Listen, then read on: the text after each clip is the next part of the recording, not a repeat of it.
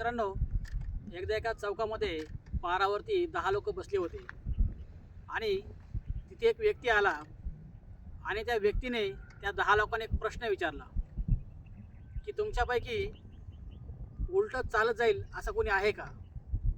तर त्या 10 पैकी 10 लोकांनी हात वरती केला.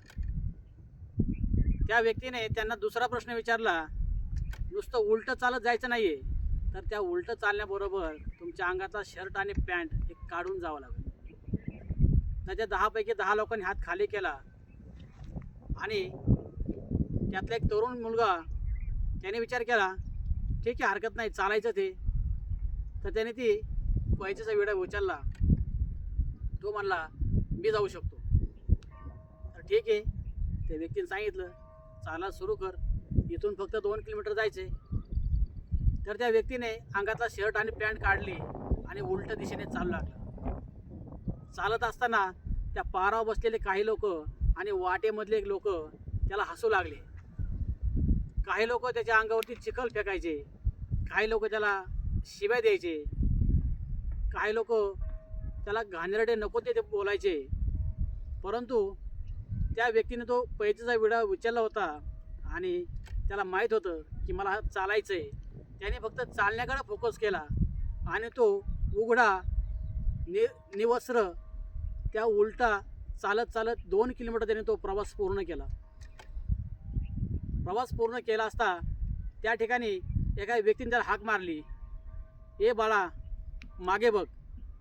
मागे वळून पाहतोय तर काय, तर एक व्यक्ती सूट बूट, पूर्ण ड्रेस आणि एक 4 व्हीलर गाडीची चावी घेऊन त्या ठिकाणी थांबला होता. त्याने विचारलं, का हो, काय विशेष? तर त्याने सांगितलं, तू जे निवस्त्र आणि उलटं चालत आलास म्हणून तुला ज्या व्यक्तीने तुझ्याबरोबर पैसे लावली होती त्या व्यक्तीने तुला हे बक्षीस म्हणून दिले आणि मला ह्या ठिकाणी उभं केलं होतं. मग त्या व्यक्तीने त्या उलटं चालत आलेल्या व्यक्तीच्या हातामध्ये गाडीची चावी आणि त्याला नवीन कपडे घालायला दिले. तो शानके साथ सूटबूट घालून त्या गाडीमध्ये बसला, गाडीला स्टार्टर मारलं आणि गाडी पुन्हा त्या 2 किलोमीटर जे जे लोक हसत होते, जे जे लोक त्याच्यावरती चिखलफेक करत होते, त्याला नको ते बोलत होते, त्या लोकांसमोर सूटबूट घालून 4 व्हीलर गाडीमध्ये इथून तो 2 किलोमीटर पुन्हा त्या चौकात जातो. म्हणजेच काय, मला काय सांगायचे मित्रांनो, तुमच्या आयुष्यामध्ये सुद्धा तुम्ही जर तुम्हाला माहिती आहे की मला पुढं काय मिळणार आहे, इतर लोकांना काहीच माहीत नसणार आहे, म्हणून तुम्ही तुमच्या आयुष्यामध्ये फोकस करून फक्त ते मिळवण्यासाठी पुढं चालत राहा. लोक काय म्हणतील याचा विचार करू नका.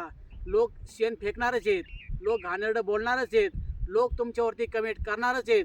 पण जर तुम्हाला तुमचं ध्येय माहीत असेल तर तुम्ही नक्कीच पुढे चालत राहा. धन्यवाद.